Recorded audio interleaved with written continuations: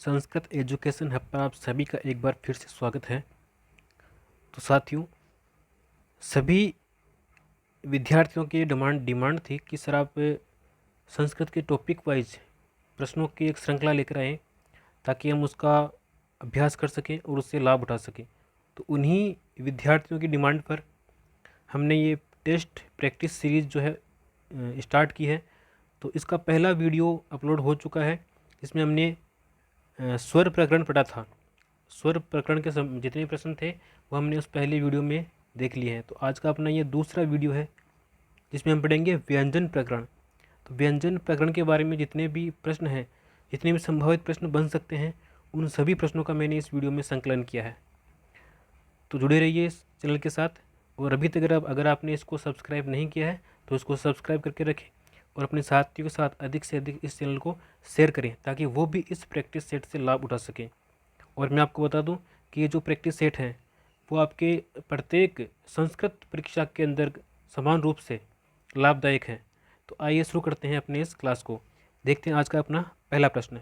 तो पहला प्रश्न है, वे वर्ण जो स्वतंत्र रूप से नहीं बोले जा सकते अर्थात जिनका उच्चारण स्वर की सहायता के बिना नहीं हो सकता, वे कहलाते हैं।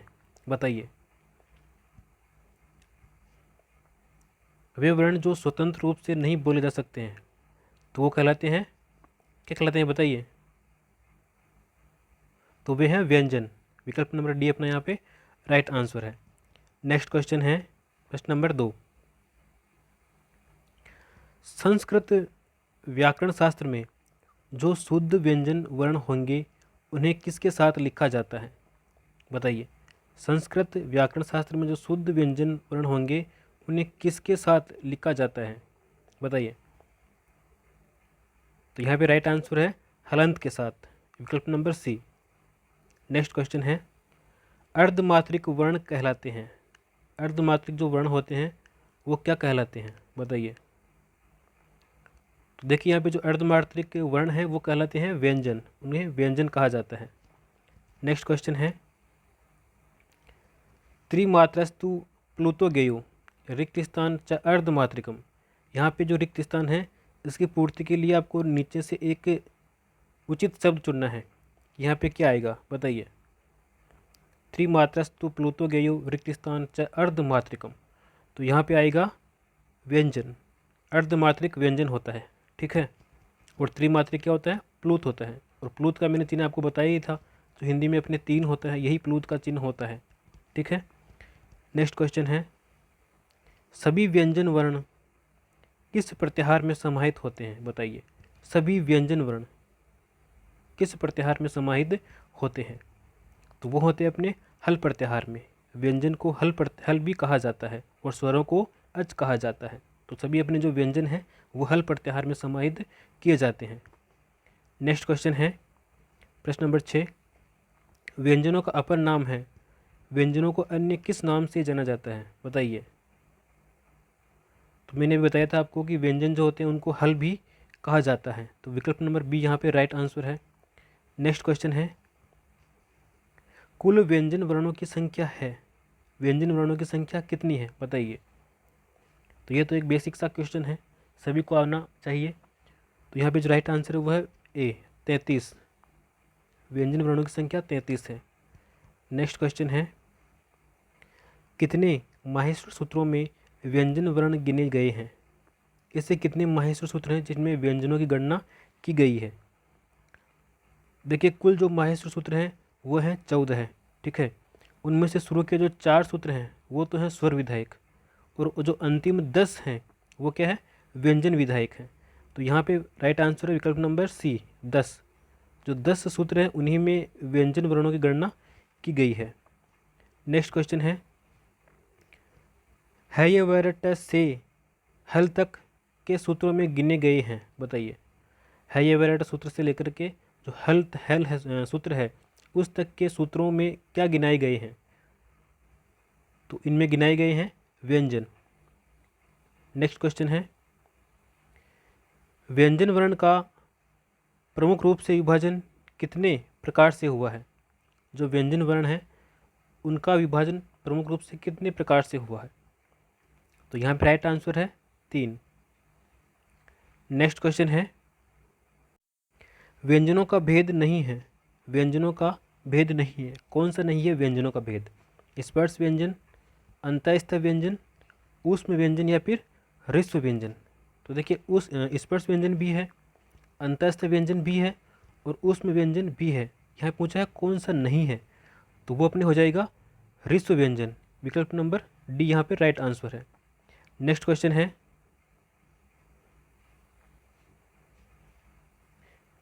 प्रश्न नंबर 12 है, स्पर्श, अंतःस्थ है, ऊष्म के अतिरिक्त भी व्यंजन का भेद माना जाता है। बताइए, स्पर्श व्यंजन, अंतःस्थ व्यंजन या और फिर ऊष्म व्यंजन, इसके अलावा भी एक व्यंजन का भेद माना गया है, वो कौन सा है बताइए? तो वो है संयुक्त व्यंजन। विकल्प नंबर सी अपना यहाँ पे राइट आंसर है। जब दो वर्ण मिलकर के जुड़ जाते हैं तो उन्हें संयुक्त व्यंजन कहा जाता है। नेक्स्ट क्वेश्चन है, प्रश्न नंबर 13 है, जिन वर्णों के उच्चारण में मुख के विभिन्न भागों जैसे कि कंठ, तालु, मूर्धा आदि का प्रयोग होता है तो उन्हें क्या कहते हैं?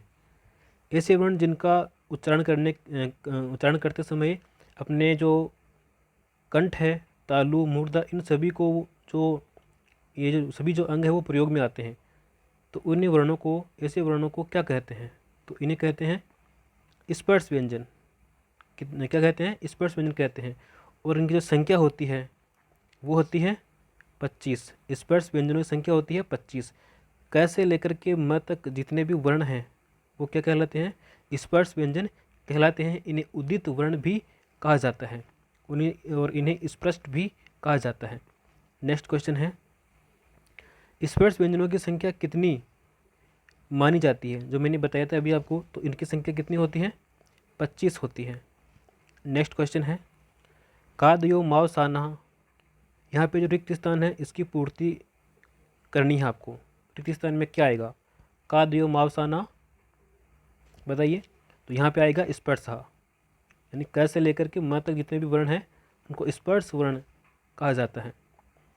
नेक्स्ट क्वेश्चन है, क से लेकर म तक के वर्ण कहे जाते हैं? जो मैंने बताया था अभी आपको, जो क से लेकर के जो म तक जितने भी वर्ण हैं तो वो क्या कहलाते हैं? वो कहलाते हैं अपने स्पर्श व्यंजन। विकल्प नंबर सी अपना यहाँ पे राइट आंसर है। नेक्स्ट क्वेश्चन है, जो वर्ण कंठ, तालु, मूर्धा, दंत आदि स्थानों को स्पर्श करने के बाद उच्चरित होते हैं इसलिए उन्हें क्या कहते हैं? बताइए। जो वर्ण कंठ, तालु, मूर्धा, दंत आदि स्थानों को स्पर्श करने के बाद में उच्चरित होते हैं तो इसलिए उन्हें क्या कहते हैं? हम स्पर्श व्यंजन कहा जाते हैं। क्या कहते हैं? स्पर्श व्यंजन कहते हैं। नेक्स्ट क्वेश्चन है, अंतःस्थ वर्ण किस प्रत्याहार के अंतर्गत आते हैं? बताइए। अंतःस्थ जो वर्ण है वो किस प्रत्याहार के अंतर्गत गिने जाते हैं? तो वो आते हैं अपने यण प्रत्याहार के अंतर्गत। य व र ल, य व र और ल, ये क्या है? अंतःस्थ वर्ण है और इनका क्रम भी यही रहता है। कई बार एग्जाम में क्रम पूछ लिया जाता है कि जो अंतःस्थ वर्ण है उनका क्रम क्या है, तो इनका यही क्रम होता है य व र ल, जबकि इनका हिंदी में क्रम अलग होता है। हिंदी में य र ल व होता है, हिंदी में य र ल व इस प्रकार से हिंदी में होता है, जबकि संस्कृत में यही क्रम माना जाता है माहेश्वरी सूत्रों के अनुसार। तो अपना नेक्स्ट क्वेश्चन है, अंतःस्थ रिक्त स्थान, अंतःस्थः रिक्त स्थान की पूर्ति करें। यहाँ पे जो रिक्त स्थान है इसमें क्या आएगा? अंतःस्थ। कौन से वर्ण, कौन सा प्रत्याहार अंतःस्थ कहलाते हैं? तो वो है अपने यण प्रत्याहार, यण है अंतःस्थ। नेक्स्ट क्वेश्चन है, अंतःस्थ व्यंजन कितने हैं? बताइए। तो देखिए यहाँ पे जो अंतःस्थ व्यंजनों की संख्या है जो मैंने बताई थी अभी आपको, तो वो है 4, य व र ल। नेक्स्ट क्वेश्चन है, अंतःस्थ व्यंजन वर्ण कौन कौन से हैं? जो बताए थे मैंने अभी आपको अंतःस्थ व्यंजन, तो वो कौन कौन से हैं? य व र ल, और इनका क्रम भी यही रहता है संस्कृत में। आगे बढ़ते हैं, रिक्त स्थान ऊष्माण है, रिक्त स्थान की पूर्ति करें। तो यहाँ पे देखिए रिक्त स्थान में क्या आएगा? ऊष्माण है।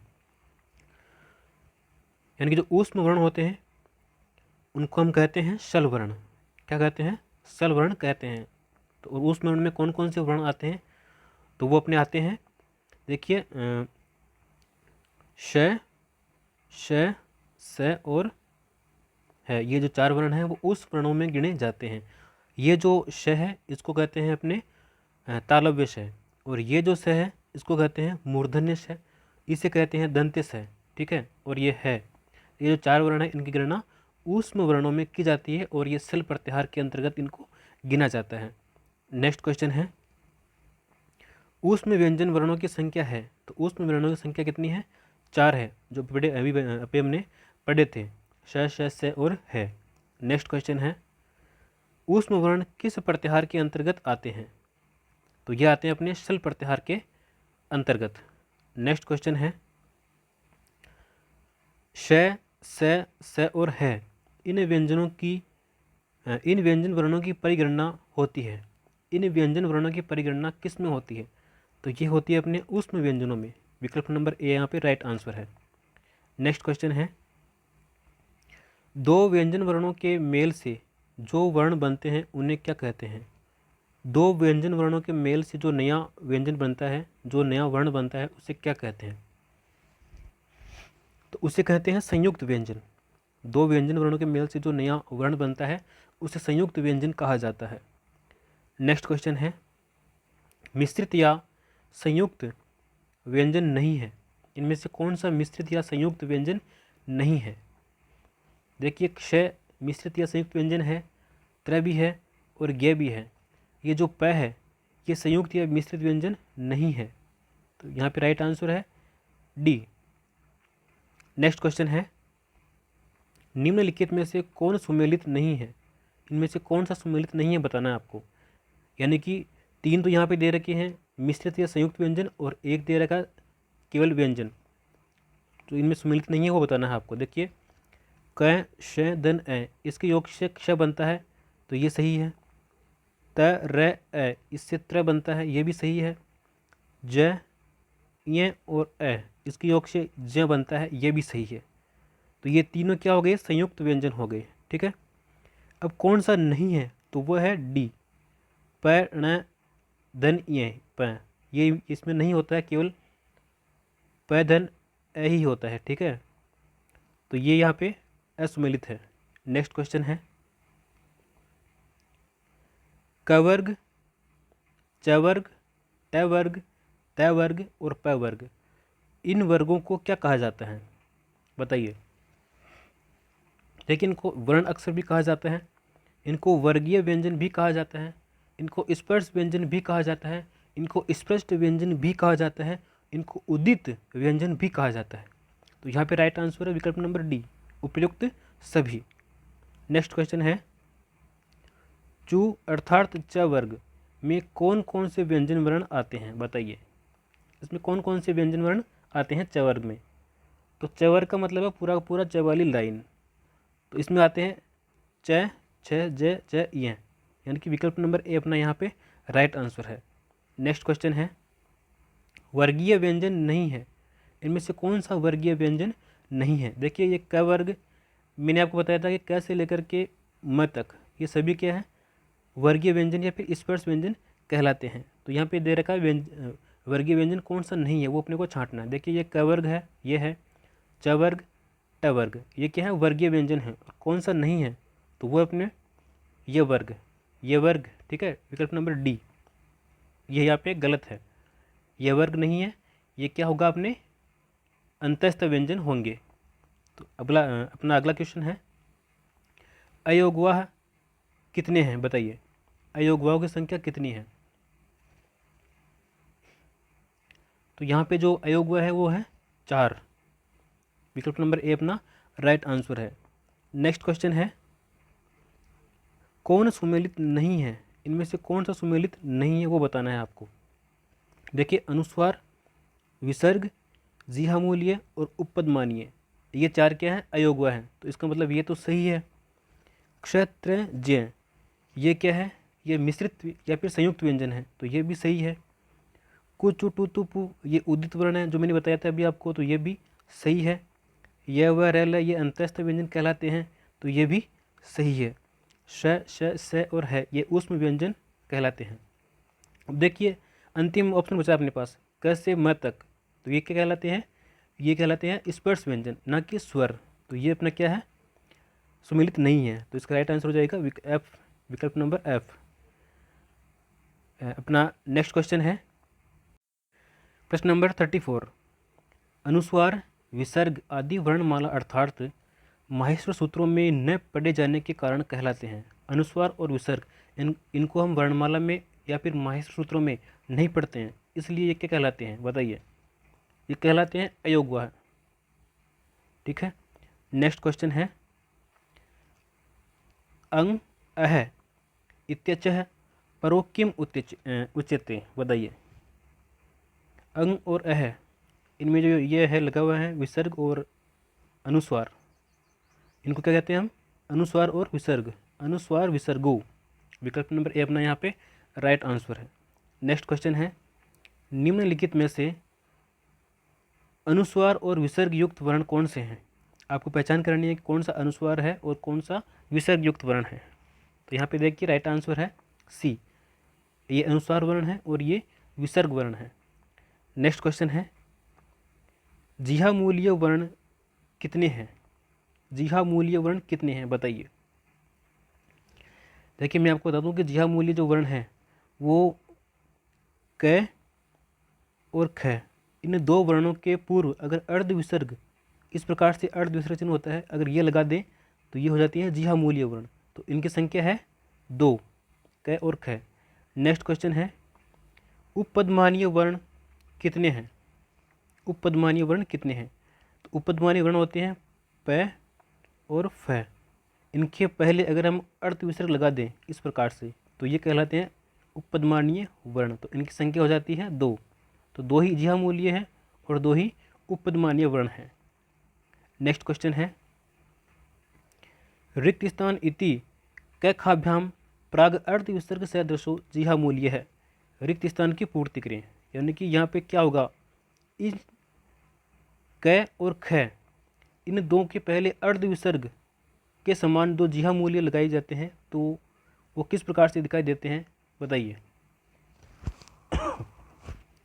मैंने बताया था अभी आपको जिहा मूल्य, तो वो है क और ख से पहले अर्ध विसर्ग अगर लग जाए तो उन्हें हम जिहा मूल्य वर्ण कहते हैं। विकल्प नंबर ए अपना यहाँ पे राइट आंसर है। नेक्स्ट क्वेश्चन है अर्ध विसर्ग क और अर्ध विसर्ग ख इति कखाभ्याम प्राग अर्ध विसर्गो क्या कहलाते हैं बताइए। यानी क और ख से पहले अगर अर्ध विसर्ग लगा दें तो वो किसके समान दिखाई देंगे या फिर क्या कहलाते हैं, तो कहलाते हैं जिहा मूल्य। नेक्स्ट क्वेश्चन है क ख इनसे पहले अर्ध विसर्ग के पहले आदि विसर्ग के समान चिन्ह लिखा रहता है, तो उसे क्या कहते हैं बताइए। तो उसे हम कहते हैं जिहा मूल्य वर्ण कहते हैं। नेक्स्ट क्वेश्चन है जिहा मूल्य क ख वर्णों का उच्चारण कहाँ से होता है बताइए। तो इनका जो उच्चारण स्थान है वो है जिहा मूल, इन वर्णों का उच्चारण स्थान भी जिहा मूल है। नेक्स्ट क्वेश्चन है अर्ध विसर्ग प और अर्ध विसर्ग फ से पहले जो आदि विसर्ग के समान चिन्ह लिखा जाता है उसे क्या कहते हैं बताइए। ये जो चिन्ह लगाया हुआ है क और ख से पहले, ये क्या कहलाते हैं, तो ये कहलाते हैं अपने उपपदमानीय। विकल्प नंबर ए अपना यहाँ पे राइट आंसर है। नेक्स्ट क्वेश्चन है उपपदमानीय अर्ध विसर्ग प और अर्ध विसर्ग फ वर्णों का उच्चारण स्थान क्या है बताइए। ये जो 2 वर्ण है इन दोनों वर्णों का उच्चारण स्थान क्या है। उपपदमानीय नाम ओष्ठ हो, तो इनका उच्चारण स्थान क्या है, ओष्ठ है। नेक्स्ट क्वेश्चन है किस प्रत्याहार में स्वर और व्यंजन दोनों गिनाए गए हैं। कौन सा प्रत्याहार है जिसमें स्वर और व्यंजन दोनों गिनाए गए हैं बताइए। तो वो अपना प्रत्याहार है अल प्रत्याहार। ऐसे लेकर के ल तक जितने भी वर्ण हैं उनमें स्वर और व्यंजन दोनों गिनाए गए हैं। तो साथियों मैंने एक मुहिम स्टार्ट की है सभी विद्यार्थियों के कहने पर, जो भी आपके सामने प्रस्तुत है, यानी कि प्रत्येक टॉपिक वाइज वस्तुनिष्ठ प्रश्नों का संग्रह मैंने प्रारंभ किया है। तो अधिक से अधिक इसके साथ जुड़े और इसका लाभ उठाएं और अपने साथियों के साथ भी इसको अधिक से अधिक शेयर करें ताकि वो भी उनसे लाभ उठा सकें। यूट्यूब के इतिहास में ये पहली बार है कि प्रत्येक टॉपिक वाइज आपको टेस्ट सीरीज देखने को मिल रही है। तो अपने अगले टॉपिक के साथ मिलेंगे अपने अगली क्लास में। तब तक के लिए जयतु भारतम जयतु संस्कृतम।